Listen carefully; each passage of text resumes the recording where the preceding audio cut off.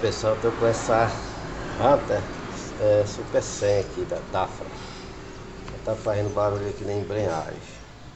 Quando aperta na embreagem aqui, ó, aperta aqui nessa embreagem aqui, ó, ela faz barulho, fazendo um arranhado na embreagem. Aí eu abri aqui, ó, o rolamentinho aqui que tá estragado, ó. Tá com folga e tá todo ruído. Por isso que quando aperta na embreagem faz barulho.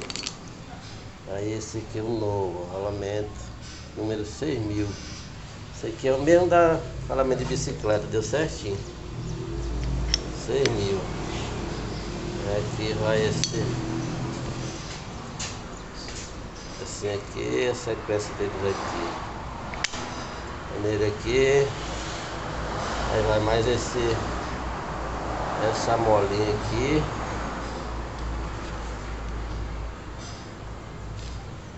Cadê o pinozinho aqui? E esse outro pinozinho aqui. Aí, ó. Toda perna da embreagem faz isso aqui. Aí fazendo barulho aqui. Ficava arranhando a embreagem. É só o rolamentinho aqui, ó. Essa plaquinha aqui. Aqui aproveitar, vai trocar o disco de embreagem. Dois discos aqui, ó. O disco dela aqui também é igualzinho aqui o da Shinerai. Cinquentinha. Sequência aqui de montagem, um disco, um separador, outro discozinho, separadorzinho em cima. Aqui. E outra aqui, ó. Esse bracinho aqui fica na tampa aqui, tem um pinozinho bem aqui, ó. Esse pinozinho aqui. Aqui é só tirar ele daqui, ó. Quando ele tá duro aqui, não tá retornando lá, tá certo? Tira ele aqui, ó. Aí, ó. Faz a limpeza nele, bem limpinho aqui, ó. Aí lubrifica ele, que ele fica bem maciozinho isso aqui.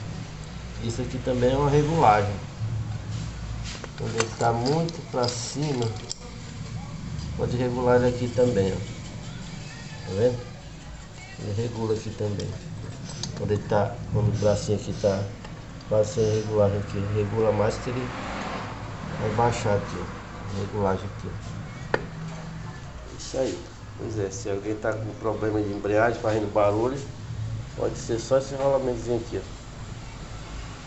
Super 100 é a Hunter da Dafra, beleza?